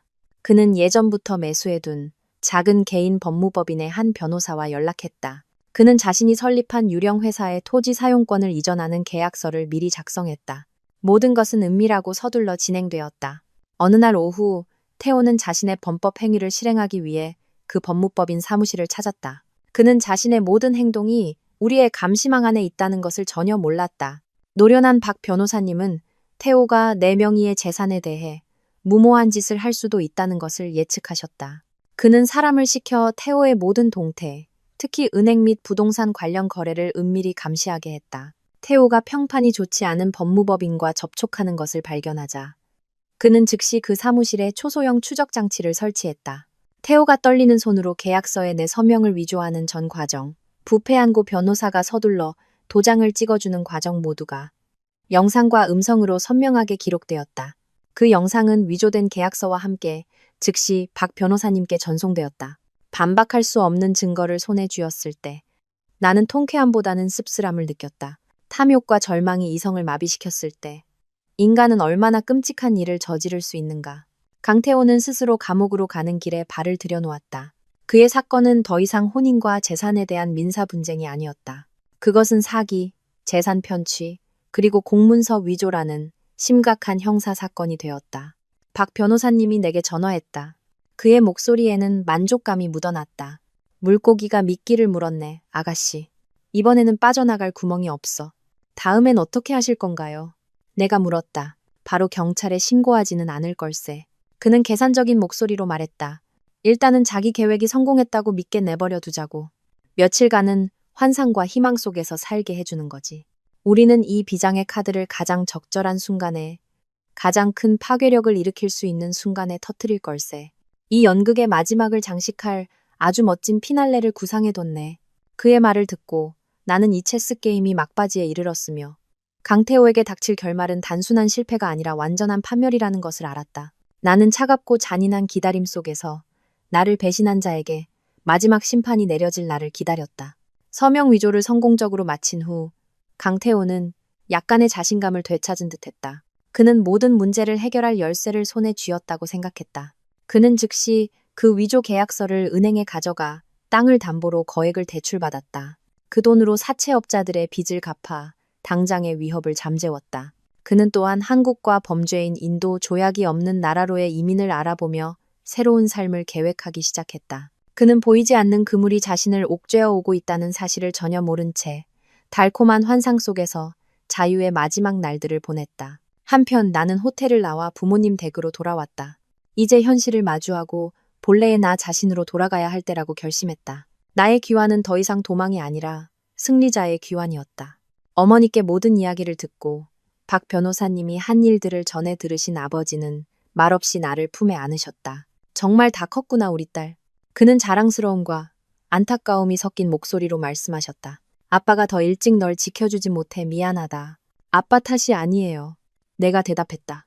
제가 너무 순진했던 탓이죠. 하지만 이제 교훈을 얻었어요. 내 인생은 새로운 장을 시작했다. 나는 더 이상 전업주부가 아니었다. 나는 부모님과 함께 그룹의 일에 참여하기 시작했다. 대학에서 배운 금융 지식과 7년간 가정을 꾸리며 얻은 관리 경험은 비록 분야는 달랐지만 내게 큰 도움이 되었다. 나는 금방 업무에 적응했고 날카로운 의견을 제시하며 부하 직원들의 존경을 받았다. 나는 진정한 나 자신, 똑똑하고 결단력 있으며 당당한 한유진을 되찾았다. 그리고 박 변호사님은 이제 막을 내릴 시간이라고 말했다. 무대가 필요해. 모든 사람이 그놈의 몰락을 지켜볼 수 있는 아주 큰 무대. 그가 아버지와 나, 세 사람이 모인 회의에서 말했다. 법정은 너무 건조하고 언론의 주목을 끌기엔 부족해. 그놈이 절대 거절할 수 없는 행사가 필요하네. 내 머릿속에 아이디어가 떠올랐다. 자선 파티는 어떨까요? 내가 제안했다. 우리 한진그룹은 매년 소외 계층 아동들을 위한 기금 마련 자선 갈라를 열잖아요. 올해는 규모를 더 키워서 모든 재계 인사, 언론, 그리고 인플루언서들까지 초대하는 거죠. 아버지와 박 변호사님은 서로를 쳐다보더니 함께 고개를 끄덕였다. 좋은 생각이야. 박 변호사님이 말했다. 인도주의적인 성격의 자선 파티는 비인간적인 놈의 가면을 벗기기에 완벽한 배경이 될 걸세. 그놈은 참석을 거절할 수 없을 거야. 만약 거절한다면 스스로 사회의 이방인이 되어 모든 사람의 비난을 받게 되겠지. 계획은 신속하게 진행되었다. 한진그룹은 희망의 날개라는 이름의 자선갈라 디너 개최를 발표했고 행사는 모든 언론 매체를 통해 대대적으로 홍보되었다. 서울의 모든 상류층 인사들에게 초대장이 발송되었다. 그리고 물론 특별히 고급스럽게 디자인된 초대장 한 통이 강태호의 손에 직접 전달되었다. 초대장을 받은 태호는 매우 놀랐다. 왜 내가 자신을 초대했는지 이해할 수 없었다. 하지만 이내 그의 자만심과 환상이 이성을 마비시켰다. 그는 이것이 화해의 신호라고 온갖 풍파를 겪은 내가 자신 없이는 살 수 없다는 것을 깨닫고 돌아올 기회를 주는 것이라고 생각했다. 그는 또한 이것이 대중 앞에 다시 서서 불리한 소문들을 잠재우고 성공한 건축가로서의 이미지를 회복할 절호의 기회라고 여겼다. 그는 조금의 망설임도 없이 참석하기로 결정했다. 그는 심지어 최아름까지 함께 가자고 설득했다. 최아름은 처음에는 매우 두려워했지만 태호는 그녀에게 장밋빛 미래를 그려주었다. 걱정 마. 그녀 마음이 약해졌어. 우리 거기 가서 멋진 연기를 하는 거야. 내가 용서를 빌고 너도 뉘우치는 척해. 그렇게 많은 사람들 앞에서 그녀가 우리를 매정하게 대하진 못할걸. 이게 우리가 판을 뒤집을 마지막 기회야. 화려함과 허영심에 대한 욕망이 강했던 최아름은 설득당했다. 그녀 또한 그런 최고급 행사에 발을 들여 강태호의 파트너로서 옆에 서고 싶은 갈망이 있었다. 그들은 그 초대장이 화해의 올리브 가지가 아니라 사망 선고서이자 자신들의 명예 장례식에 참석하라는 초대장이라는 것을 전혀 몰랐다. 운명의 파티는 준비되었고 무대는 세워졌으며 주연과 조연 모두 준비를 마쳤다. 가장 비극적인 연극이 상연될 개막 시간만을 기다리고 있었다. 나는 거울 앞에 서서 마지막으로 내 모습을 확인했다. 에메랄드 그린색의 이브닝 드레스에 우아하게 올린 머리를 한 나는 마치 마지막 전투를 앞둔 여왕 같았다. 그리고 나는 오늘 밤 반드시 승리자가 될 것임을 알고 있었다. 희망의 날개 자선 갈라 디너는 5성급 호텔의 가장 화려한 연회장에서 열렸다. 눈부신 크리스탈 샹들리에, 감미로운 클래식 음악, 최고급 와인, 그리고 화려한 의상을 입은 사람들. 모든 것이 호화롭고 격조 있는 풍경을 만들어냈다. 나는 가족을 대표하고 이 행사를 주최한 사람으로서 부모님과 함께 로비에서 손님들을 맞이했다. 손님들은 올 때마다 내게 악수를 청하며 나의 인상적인 복귀와 자선 행사의 의미에 대해 칭찬을 아끼지 않았다. 나는 그저 평온하지만 무언가를 기다리는 미소를 지을 뿐이었다. 내 시선은 때때로 문 쪽을 향하며 오늘 밤의 두 주인공을 찾고 있었다. 그리고 마침내 그들이 도착했다. 강태호와 최아름이 연회장으로 들어서자 적지 않은 시선이 쏠렸다. 태호는 명품 수트를 입고 자신감 있고 세련된 척했었다. 최아름은 과하게 노출이 있는 이브닝 드레스를 입고 짙은 화장을 한 채 상류층 귀부인인 척했지만 진짜 사모님들 사이에서는 어딘가 촌스럽고 어색해 보였다. 그들은 내 앞으로 다가왔다. 태호는 뉘우치는 듯한 미소를 지으며 연극적인 톤으로 목소리를 낮췄다. 유진아, 초대해줘서 고마워. 나는 그가 말을 끝내게 두지 않았다. 나는 차가운 사교적 제스처로 손을 내밀었다. 안녕하세요, 강태호 씨, 최아름 씨. 행사를 빛내주셔서 감사합니다. 나의 냉담한 태도에 태호는 잠시 주춤했고 최아름은 질투 어린 눈으로 나를 쏘아보았다. 옆에 계시던 부모님은 그저 무심하게 고갯짓으로 인사하고는 다른 손님들을 맞으러 돌아섰다. 그들은 완전히 무시당했고 평범한 손님 이상도 이하도 아닌 취급을 받았다. 파티는 화려한 축하 공연과 뜨거운 자선 경매로 이어졌다. 태호와 아름은 구석진 테이블에 앉아 있었지만 그들의 모든 행동은 내 눈을 벗어날 수 없었다. 나는 태호가 계속해서 기대에 찬 눈빛으로 나를 쳐다보는 것을 보았다. 그는 여전히 내가 그를 무대 위로 불러 사과할 기회를 주고 화해의 연극을 펼칠 것이라고 착각하고 있었다. 하지만 그는 틀렸다. 파티가 가장 중요한 순서에 이르렀을 때 나는 주최자 자격으로 무대에 올랐다. 무대 조명이 나를 비추었고 연회장의 모든 시선이 내게 쏠렸다. 귀빈 여러분, 내가 마이크를 통해 시작했다. 목소리는 힘있고 당당하게 울려 퍼졌다. 한진그룹과 희망의 날개, 자선재단을 대표하여 오늘 밤 이 자리에 함께해 주신 모든 분께 진심으로 감사드립니다. 여러분의 성원은 저희가 어려운 환경의 아이들에게 더 많은 보금자리, 식사, 그리고 교육의 기회를 제공하는데 큰 힘이 됩니다. 나는 잠시 말을 멈추고 연회장을 훑어보았다. 내 시선은 강태호의 테이블에서 멈췄다. 그는 희망에 가득 찬 얼굴로 나를 보고 있었다. 나는 알 수 없는 미소를 지었다. 여러분, 선행과 나눔에 대한 이야기는 언제나 끝없는 영감을 줍니다.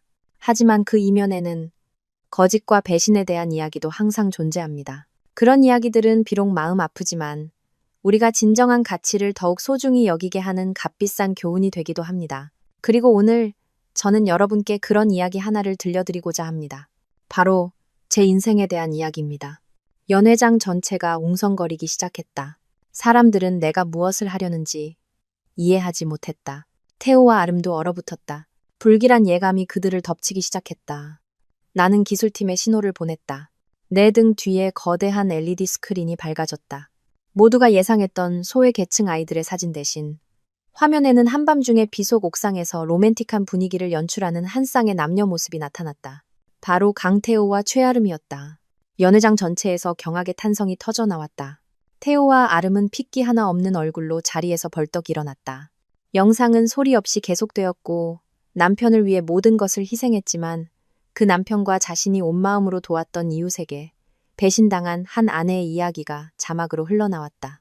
영상의 장면이 바뀌고 화면에는 태호와 아름 사이에 맺어진 그 혐오스러운 조항들이 확대된 협력 계약서가 나타났다.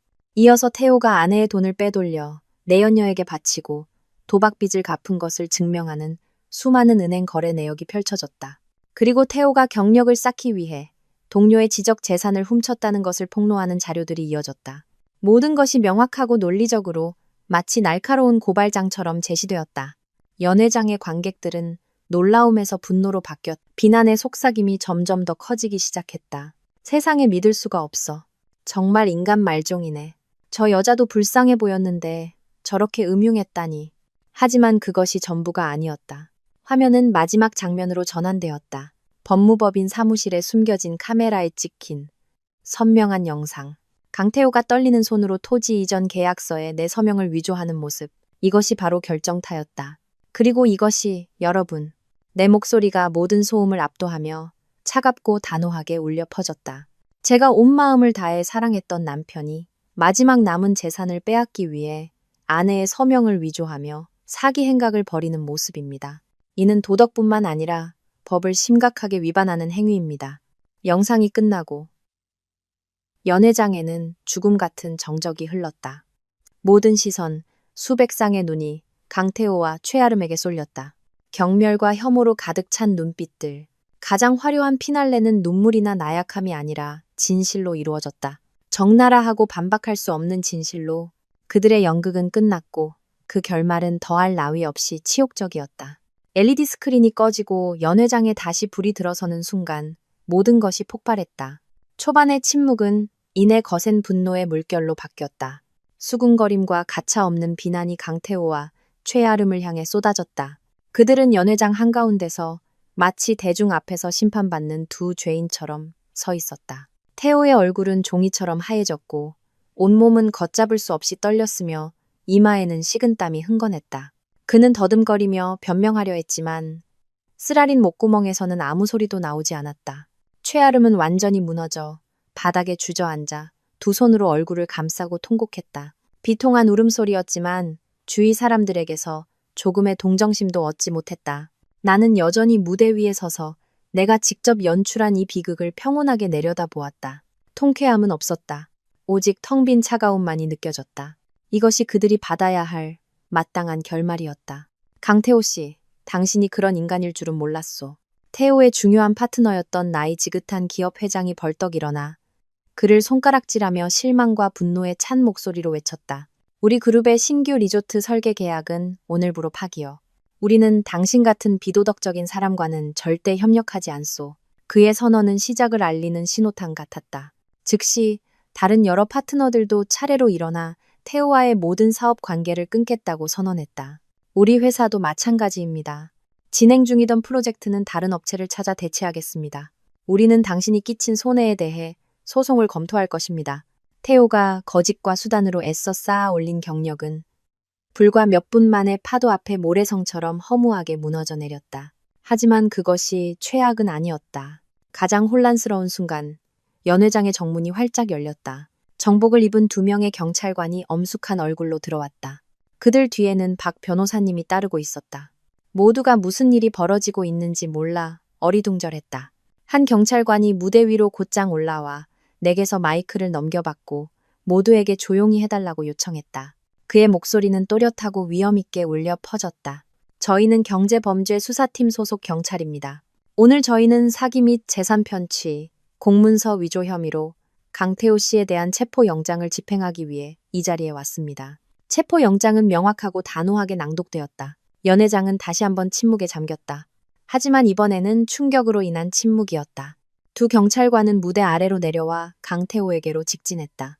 그는 넋이 나간 채 서 있었고 텅 빈 눈에는 어떠한 저항의 기미도 보이지 않았다. 차가운 수갑이 손목에 채워지는 순간 그는 비로소 정신을 차린 듯했다. 그는 나를 돌아보았다. 그의 눈빛에는 더 이상 뉘우침이나 애원이 아닌 극도의 증오가 서려 있었다.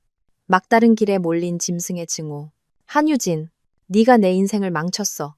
절대로 용서 못해. 그는 미친 듯이 발버둥치며 소리쳤지만 이미 너무 늦었다. 그는 두 경찰관에게 가차없이 끌려나갔고 뒤에는 최아름의 비통한 울음소리와 수백 개의 경멸 어린 시선만이 남았다. 최아름은 자신의 연인이 체포되는 것을 보고 미친 듯이 내 발치로 기어와 드레스 자락을 붙잡고 울며 애원했다. 언니, 제가 잘못했어요. 정말 잘못했어요. 이번 한 번만 용서해 주세요. 다 강태호 그 사람이 시켜서 한 거예요. 저도 그 사람한테 속았어요. 제발 경찰 아저씨들한테 저 좀 용서해달라고 말해주세요. 저에겐 아직 키워야 할 아이가 있어요. 나는 그녀를 내려다보았다. 한때 가련한 척하며 내 친절을 기만했던 여자. 이제는 뒤늦은 후회라는 또 다른 연극을 하고 있었다. 나는 부드럽게 그녀의 손을 떼어내며 감정 없는 목소리로 말했다. 그 말은 당신 변호사에게나 하는 게 좋을 거야.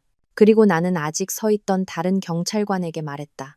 경찰관님, 이 여자는 이 사기 사건의 공범입니다. 계약서도 있습니다. 이 여자도 경찰서로 데려가서 조사를 받게 해야 할 것 같습니다. 경찰관은 고개를 끄덕였다. 그 말을 들은 최아름은 그 자리에서 기절해버렸다. 연극은 정말로 막을 내렸다. 두 주인공, 한 명은 수갑을 차고 다른 한 명은 기절한 채 모든 상류층이 지켜보는 앞에서 더할 나위 없이 비극적인 결말을 맞이했다. 그들의 몰락은 단순히 명예와 경력의 몰락이 아니라 인생 전체의 완전한 파멸이었다.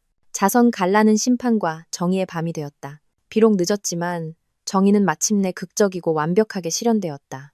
강태호와 최아름이 끌려나간 후에 혼란은 점차 가라앉았지만 그 여우는 여전히 연회장을 감돌았다. 파티는 더 이상 계속될 수 없었다. 너무나 충격적인 연극을 목격한 손님들도 차례로 자리를 떴고 앞으로 오랫동안 회자될 이야기들을 가지고 돌아갔다. 부모님과 박 변호사님이 내 곁으로 오셨다. 아버지는 아무 말 없이 내 어깨를 조용히 토닥여 주셨다.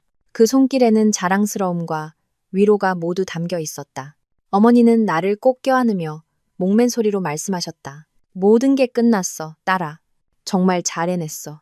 나는 고개를 끄덕였다. 마음속에 무한한 안도감이 밀려왔다. 마침내 악몽은 끝났지만 내 마음속에는 아직 풀리지 않은 마지막 질문이 남아 있었다. 나는 박 변호사님을 돌아보았다. 변호사님, 마지막 영상. 그 사람이 서명을 위조하는 장면은 어떻게 그렇게 선명하게 구할 수 있었던 건가요? 법무법인 사무실에 카메라를 설치하는 건 불가능할 거라고 생각했는데요. 박 변호사님은 알 수 없는 미소를 지으셨다. 우리가 직접 하는 건 불가능하지. 하지만 할 수 있는 사람이 있었네. 그는 지훈에게 신호를 보냈고 지훈은 낯선 남자 한 명을 내 앞으로 데려왔다. 그는 40대쯤 되어 보였고 얼굴은 다소 고생한 흔적이 있었지만 눈빛은 매우 굳건했다. 그는 소박하게 옷을 입고 있어 파티의 화려한 손님들과는 전혀 어울리지 않았다. 유진 아가씨, 소개하지. 박 변호사님이 말했다. 여긴 내 오랜 친구인 이동욱 씨 일세. 안녕하세요, 한유진 씨. 이동욱 씨가 가볍게 고개를 숙였다. 목소리는 약간 어색했다. 제가 바로 그 영상을 제공한 사람입니다. 나는 매우 놀랐다. 하지만 왜요? 왜 저를 도와주셨나요? 이동욱 씨는 한숨을 쉬고는 나를 더욱 경악하게 만드는 이야기를 시작했다. 당신을 도운 게 아니라 제 자신을 도운 겁니다. 제가 바로 최아름의 법적 남편입니다. 나와 부모님 모두 할 말을 잃었다. 최아름의 남편이라니. 그녀가 이혼했다고 말했던 남자. 그녀가 불쌍한 싱글맘 이미지를 만들기 위해 핑계로 삼았던 바로 그 사람. 이게 어떻게 된 일이죠? 내가 더듬거렸다. 우린 아직 이혼하지 않았습니다. 이동욱 씨가 씁쓸한 목소리로 말했다. 저는 일본으로 파견 근무를 갔고 그녀에게 아이와 생활비를 보내줬습니다. 하지만 집에 돌아와 보니 그녀는 그 돈으로 치장하고 다른 남자들을 속이고 다니더군요. 저는 그녀와 강태호의 관계를 오래전부터 알고 있었습니다. 사람을 고용해 그녀를 미행하고 이혼 소송과 제 조카인 민준이의 양육권을 가져오기 위한 증거를 수집하고 있었죠. 그는 잠시 멈추고 미안한 눈빛으로 나를 바라보았다. 죄송합니다, 한유진 씨. 더 일찍 경고했어야 했는데 제가 나서면 그녀가 경계해서 증거 수집이 더 어려워질까봐 두려웠습니다. 그들의 음모가 그렇게까지 커질 줄은 몰랐습니다. 모든 것이 분명해졌다. 이 싸움에서 나는 결코 혼자가 아니었다. 자신만의 목표를 위해 싸우는 또 다른 조용한 동맹이 있었던 것이다. 그럼 그고 변호사는요? 내가 물었다. 그놈은 제 사촌 동생입니다. 이동욱 씨가 대답했다. 돈에 눈이 멀어 강태호에게 매수당했죠. 제가 그놈을 통해 강태호의 음모를 알게 되었을 때 가족의 정으로 그놈을 설득했습니다. 만약 저를 도와 모든 증거를 기록해준다면 더 큰 돈을 주고 공범 혐의에서 벗어날 수 있게 도와주겠다고 약속했습니다. 그리고 그놈은 동의했죠. 마지막 매듭이 모두 풀렸다. 강태호의 완벽해 보였던 계획은 사실 치명적인 허점들로 가득했다. 그는 너무 자신만만했고 주위 사람들을 너무 얕보았다. 결국 자신이 통제할 수 있다고 믿었던 바로 그 사람들에게 배신당한 것이다. 이동욱 씨의 등장은 내 마지막 의문을 풀어주었을 뿐만 아니라 이야기에 새로운 의미를 더했다. 이것은 나만의 복수가 아니라 악에 맞서기 위해 속았던 피해자들이 힘을 합친 결과였다. 감사합니다, 이동욱 씨. 나는 마음 깊은 곳에서 우러나오는 진심 어린 감사를 전했다. 정말 큰 도움을 주셨어요. 천만에요. 이동욱 씨가 고개를 저었다. 저도 한유진 씨께 감사해야 합니다. 당신 덕분에 제가 조카의 양육권을 되찾고 그 여자의 진짜 얼굴을 폭로할 충분한 증거를 얻을 수 있었습니다. 이 예상치 못한 만남은 내게 따뜻한 감정을 안겨주었다. 거짓과 계산으로 가득 찬 이 세상에도 여전히 오른편에 서려는 선한 사람들이 있었다. 그리고 나는 강태호와 최아름의 몰락으로 나뿐만 아니라 이동욱 씨와 민준이도 더 평화로운 삶이라는 새로운 시작을 맞이하게 될 것임을 알았다. 이야기는 거기서 끝나지 않았다.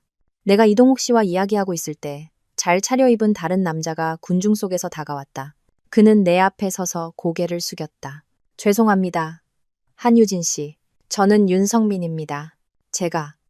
제가 바로 몇 년 전 강태호의 디자인 표절 사건의 피해자입니다. 당신이 윤성민 씨라고요? 나는 놀랐다. 내가 쓴 폭로글의 주인공이었다. 블라인드에서 그 글을 읽었습니다. 너무 오랫동안 침묵해서 죄송합니다. 윤성민 씨가 후회 가득한 목소리로 말했다. 오늘 모든 것을 목격하고 더 이상 침묵할 수 없었습니다.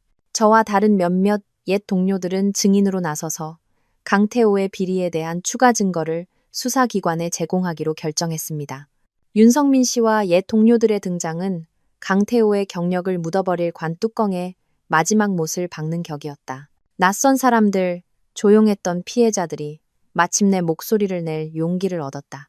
오늘 밤은 정의가 실현되었을 뿐만 아니라 진실이 제자리를 찾은 밤이었다. 운명의 갈라 이후 내 삶은 점차 궤도를 되찾았지만 완전히 새로운 궤도였다. 언론의 폭풍이 불었고 한유진이라는 이름과 내 이야기는 모든 신문 기사를 장식했다. 하지만 이번에는 루머나 비난이 아니라 정의를 위해 용감하게 싸운 한 여성에 대한 감탄과 존경이었다. 한진그룹 또한 단호하고 문명적인 행동으로 수많은 찬사를 받았다. 우리 가족의 명성은 손상되기는커녕 새로운 차원으로 높아졌다. 나는 그 후 대부분의 시간을 박 변호사님, 그리고 수사기관과 협력하며 진술하고 사건 파일을 마무리하는 데 필요한 증거들을 제공했다. 모든 일은 순조롭고 신속하게 진행되었다. 강태호와 최아름의 재판은 약 3개월 후에 열렸다. 나는 참석하지 않았다. 더 이상 그들의 얼굴을 보고 싶지 않았다. 나는 단지 박 변호사님의 전원을 통해 결과를 들었다. 음모 계약서, 횡령 자료, 서명 위조 혐의까지 반박할 수 없는 증거들로 강태호는 마땅한 판결을 받았다. 그는 사기 및 재산 편취 혐의로 징역 12년, 공문서 위조 혐의로 3년을 선고받았다. 총 15년의 징역형.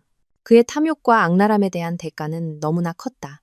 경력, 명성, 미래 모든 것이 교도소의 철창 뒤에서 막을 내렸다. 최아름 또한 공범으로서 징역 5년을 선고받았다. 거짓과 수단으로 점철된 그녀의 인생도 마침내 대가를 치렀다. 이야기 속 무고한 아이였던 민준이는 친삼촌인 이동욱 씨에게 돌아가 진정한 사랑 속에서 자라게 되었다. 나와 태호의 이혼 절차도 신속하게 처리되었다. 법원은 처음부터 기망행위가 있었음을 이유로 우리 혼인을 무효로 선언했다. 내 명의의 모든 혼전 재산은 그대로 유지되었다. 태호가 저지른 모든 빚은 그가 스스로 감당해야 했다. 나는 감정적으로나 법적으로나 그 남자와의 모든 속박에서 완전히 벗어났다. 모든 일이 해결된 후 나는 이전의 안락한 삶으로 돌아가지 않기로 결심했다. 결혼의 충격은 나를 더 강하고 당당한 다른 사람으로 단련시켰다. 나는 독립의 가치, 스스로 삶의 주인이 되는 것의 가치를 깨달았다. 나는 공식적으로 재계에 복귀했다. 회장님의 딸로서가 아니라 나 자신의 능력으로. 나의 성장을 지켜보신 아버지는 내게 큰 도전을 주시기로 결정했다. 그는 그룹의 어려움을 겪고 있는 고급 부동산 프로젝트를 내게 맡기셨다. 잠재력은 크지만 설계와 관리 문제로 중단된 프로젝트였다. 아빠는 널 믿는다. 그는 내게 말했다. 한만석의 딸이 그냥 장식용 꽃이 아니라는 것을 모두에게 증명해 보여라. 나는 모든 결심을 다해 그 도전을 받아들였다. 나는 일에 뛰어들었다. 밤낮으로 서류를 연구하고 시장을 분석하며 파트너들을 만났다. 나는 내 금융 지식을 활용해 프로젝트를 재구성하고 불필요한 비용을 절감했다. 또한 내 신미함과 섬세함을 이용해 디자인의 새로운 아이디어를 제시했고 건조한 아파트를 품격 있고 감성적인 생활 공간으로 변화시켰다. 그 시절은 정말 힘들었지만 나는 그 어느 때보다 에너지와 열정으로 가득 차 있었다. 나는 내 열정을 되찾았고 나 자신의 가치를 되찾았다. 점차 프로젝트는 뚜렷한 변화를 보이기 시작했다. 파트너들은 다시 신뢰를 보냈고 투자자들은 자금을 쏟아부었다. 죽어가던 프로젝트는 서서히 부활했고 도시의 새로운 상징이 될 것을 약속했다. 나의 성공은 나 자신의 노력뿐만 아니라 좋은 친구들의 도움 덕분이기도 했다. 지후는 여전히 든든한 조력자로서 언제나 내 곁에서 모든 것을 지원해 주었다. 박 변호사님은 신뢰할 수 있는 법률 고문이 되어 모든 까다로운 문제를 해결해 주셨다. 심지어 민준이의 삶을 안정시킨 이동욱 씨도 가끔 안부를 물으며 귀중한 경험을 공유해 주었다. 우리의 관계는 단순한 감사를 넘어 진정한 우정이 되었다. 배신의 대가는 너무나 컸지만 그것은 내게 값진 교훈을 주었다. 누가 친구고 누가 적인지 깨닫게 해주었고 진정한 관계를 더 소중히 여기게 했다. 또한 더 나은 버전의 나, 더 강하고 행복할 자격이 있는 나 자신을 되찾게 해주었다. 전쟁은 끝났지만 나의 새로운 여정, 새로운 인생은 이제 막 진정으로 시작되었다. 그 운명적인 밤으로부터 1년 후 서울의 어느 주말 오후는 참으로 아름다웠다. 꿀처럼 노란 햇살이 신도시의 푸른 가로수길에 쏟아지고 있었다. 나는 내 흰색 컨버터블을 몰아 도시를 드라이브하며 머리카락을 스치는 시원한 바람을 느꼈다. 백미러에 비친 내 모습을 보며 살짝 미소 지었다. 개성 있는 단발머리에 자신감으로 반짝이는 눈, 평온한 미소를 띤 거울 속 여자는 1년 전에 억압되고 순종적이었던 전업주부의 모습과는 완전히 다른 사람 같았다. 악몽은 지나갔고 나는 살아남았을 뿐만 아니라 배신의 잿더미 속에서 진정으로 다시 태어났다. 나는 더 이상 어제의 한유진, 고통과 증오에 갇힌 여자가 아니었다. 지금의 나는 자유롭고 주체적이며 삶의 소중한 매 순간을 즐기고 있었다. 내가 맡았던 부동산 프로젝트는 눈부시게 성공했다.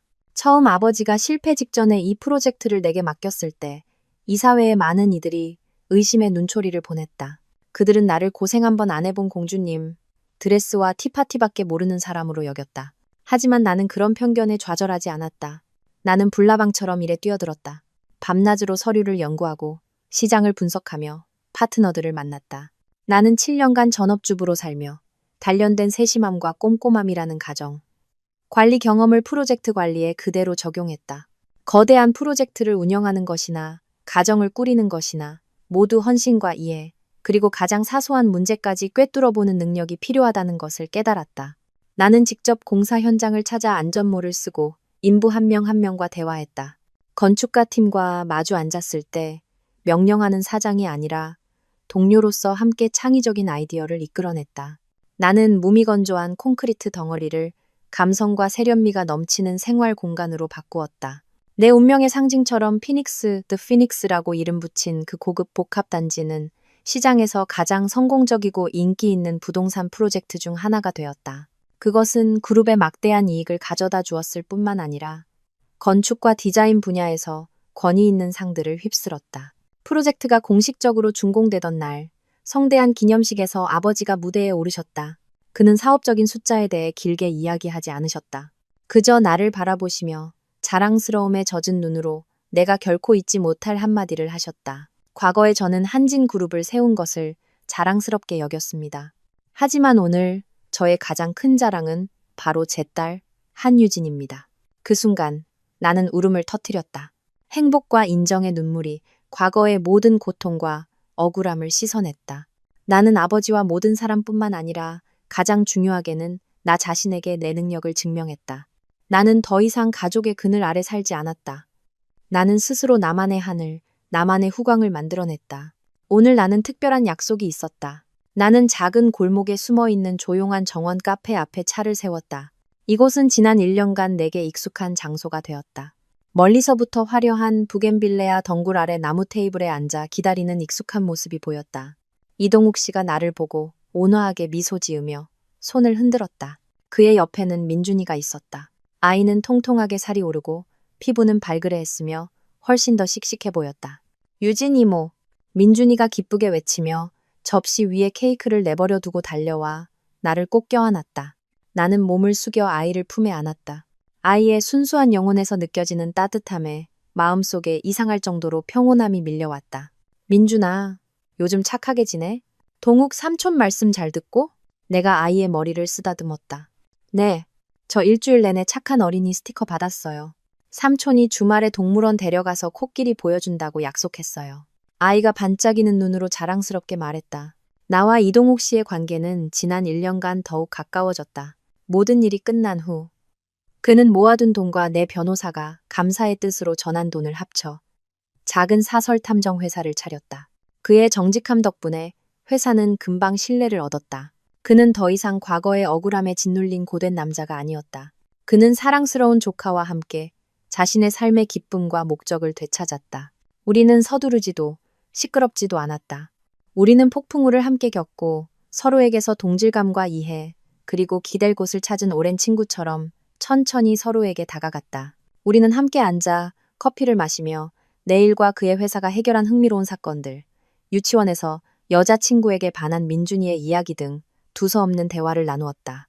때로는 말없이 서로를 보며 미소 짓기도 했다. 나와 그 둘 다 아주 오랜만에 느껴보는 평온함이었다. 지난 1년간 나는 옛사람들의 소식도 간간히 듣게 되었다. 강태호는 여전히 감옥에서 자신이 저지른 죄의 대가를 치르고 있었다. 가끔 그는 내게 편지를 보냈다. 후회와 교도소의 고된 삶에 대한 푸념으로 가득한 길고 긴 편지였다. 그는 용서를 구하며 출소하면 다시 시작할 기회를 달라고 애원했다. 나는 첫 번째 편지를 읽었을 때 마음의 동요 없이 그저 스스로를 파멸시킨 한 인간에 대한 연민만을 느꼈다. 나는 답장하지 않았다. 그 후의 편지들은 열어보지도 않고 지훈에게 처리하도록 했다. 과거는 지나갔고 나는 현재의 평온을 흐리는 어떤 것도 원치 않았다. 최아름은 형기를 마친 후 조용히 도시를 떠났다고 들었다. 아무도 그녀가 어디로 갔는지 몰랐다. 거짓과 수단으로 점철된 그녀의 인생은 마침내 고독과 망각 속에서 끝났다. 그들은 과거의 일부가 되었고 인생이 내게 가르쳐준 값비싼 교훈이 되었다. 나는 더 이상 그들을 원망하지 않았다. 그들이 용서받을 자격이 있어서가 아니라 내가 평온할 자격이 있기 때문에 용서했다. 유진 씨, 이동욱 씨가 갑자기 내 손을 잡았다. 목소리는 약간 머뭇거렸지만 진심이 담겨 있었다. 당신이 많은 상처를 겪었다는 걸 알아요. 저도 마찬가지고요. 우리는 둘 다 넘어져 봤고 믿음을 잃어봤죠. 하지만 지난 1년간 당신 곁에서 당신의 강인함과 부활을 보면서 저는 다시 새로운 시작을 믿게 되었어요. 그는 내 손을 부드럽게 쥐며 내 눈을 깊이 들여다보았다. 그의 눈에는 존중과 깊은 애정이 담겨 있었다. 저와 민준이가 당신의 미래의 일부가 되어도 될까요? 예전처럼 부유한 물질적 삶을 약속할 순 없지만 제 남은 인생을 다해 당신에게 평온과 존중, 그리고 진실한 사랑을 주겠다고 약속할게요. 나는 그의 눈을 바라보았다. 거짓이나 계산이 없는 오직 따뜻함과 신뢰만이 담긴 눈이었다. 나는 바로 대답하지 않고 그의 손에서 전해지는 온기가 온몸으로 퍼지는 것을 느꼈다. 내 눈에서 조용히 눈물이 흘렀지만 이번에는 행복과 감동의 눈물이었다. 고통스러운 과거는 오늘의 나를 단련시켰다. 더 이상 장밋빛 약속을 순진하게 믿지는 않지만 진정한 사랑에 대한 믿음을 잃지 않은 여자. 이해와 나눔 위에 세워진 사랑. 나는 수천 마디 말을 대신하는 가벼운 끄덕임으로 대답했다. 이동욱 씨가 환하게 미소 지었다. 그의 얼굴에서 모든 근심이 사라지는 듯한 미소였다. 정원에서 나비를 쫓던 민준이가 갑자기 돌아보다가 우리가 손을 잡고 있는 것을 보고는 달려와 내 무릎으로 쏙 올라왔다. 유진 이모, 동욱 삼촌, 두 사람 지금 뭐 하는 거예요? 저도 같이 놀아요. 나와 이동욱 씨는 서로를 보고 함께 웃음을 터뜨렸다. 나는 민준이를 꼭 껴안았다. 이동욱 씨가 팔을 뻗어 우리 둘을 모두 감쌌다. 세 사람, 부서진 듯 했던 세 개의 삶. 이제 서로에게서 완벽한 가족, 따뜻한 보금자리를 찾았다. 저녁 노을이 내려앉아 하늘 전체를 눈부신 주황색으로 물들였다. 배신의 잿더미 속에서 나는 피닉스처럼 화려하고 강인하게 진정으로 다시 태어났다. 인생은 내게서 거짓된 남편을 빼앗아갔지만 대신 자유로운 하늘과 진정한 행복을 돌려주었다.